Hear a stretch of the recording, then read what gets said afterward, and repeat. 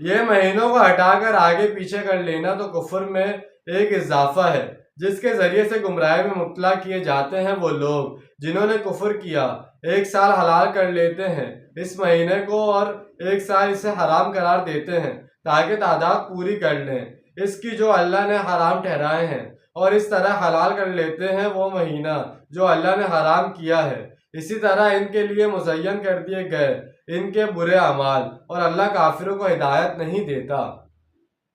یعنی امن کے مہینوں کو اپنی جنگ سے ہٹا کر آگے پیچھے کر دینا کفر میں مزید ایک کفرانہ حرکت ہے،